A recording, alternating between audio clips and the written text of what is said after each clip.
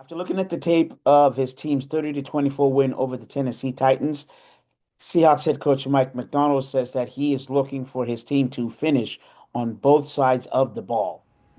I'll actually make it right from the last couple media things we did the last day or two, but just want to shout out our 12s. Man, it was an incredible atmosphere.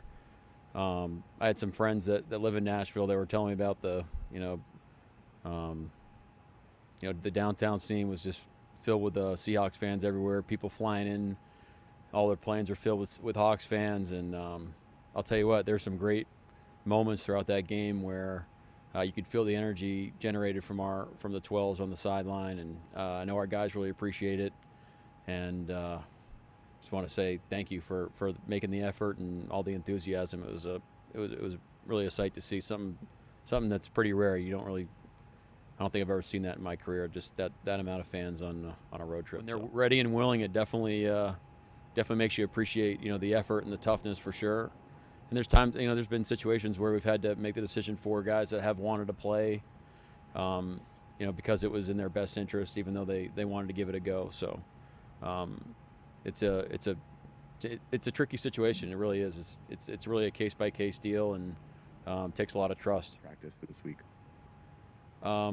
Yeah, we're still working through Julian's situation, and same thing with Eric. So we'll see on Wednesday what the plan is. Right now, we don't really have a clear enough plan to report. This is something that we've talked about for really the length of the season, and we felt like the effort was there, but the detail we kept wanting to chase, and we felt like a lot of these runs were a block away, and that's it's either at the second level, the receivers, blocking, it's hitting our targets, going to the right people, initial movement, being in and out of the right plays. There's kind of a reason on every play, but it also felt like we were doing the right things and we were on the right track. We just got to keep firing away at it and stay in the course.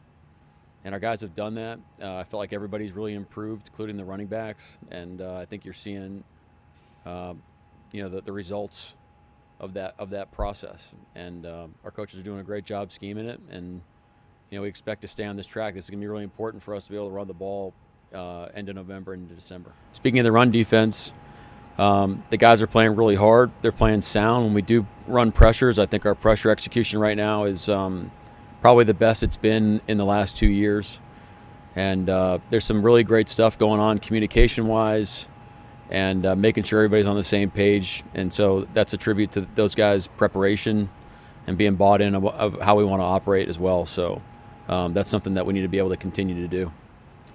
Well, I thought there's several situations where he's working through his progressions and getting to number 3, including the backs, to keep the ball moving forward. I thought those were great plays for us. And then, identifying opportunities to throw it downfield that, obviously the man covers the jacks to really spark the day was great.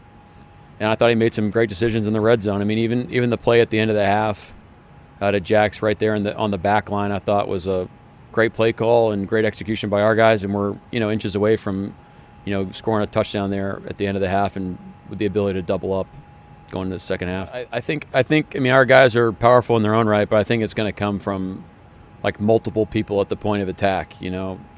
I can be the strongest man in the world, but if I'm one-on-one with you in the open field, it's going to be hard for me to knock you backwards and get you on the ground. Like, it's just guys in this league are too talented, and so it's really a team game. You got to make every tackle a vice tackle. You got to restrict space in the box. Offensively, you have to be able to sustain blocks and use the proper angles and really just have the resolve to keep moving forward. So it's simple and not easy. It's not easy to do that on a down-in, down-out basis, and I think that's what separates the great teams in our league. And then on your red zone, what are you seeing there in terms of the needing to finish? I mean, you can't score a touchdown every time, but you better score more than not. Yeah, well, we need to improve in both phases, offense and defense. It's the same things. It's you got to keep the ball moving forward. You can't go backwards. So when we've done that as an offense, we've scored touchdowns. You saw that with Zach's touchdown there on the left side in the second half.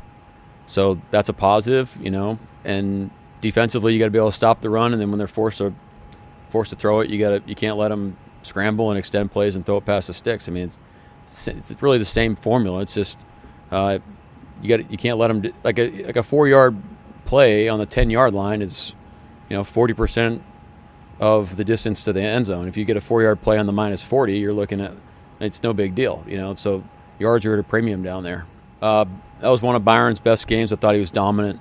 The play he made on 4th and short was just an incredible play. Really took on 3 defenders, set the point of attack. I thought he rushed really well. There's some times where we have to augment our communication with him and up front of what we intend to do and how we intend to work together. But he's playing at a really high level right now, and I'm happy to see it.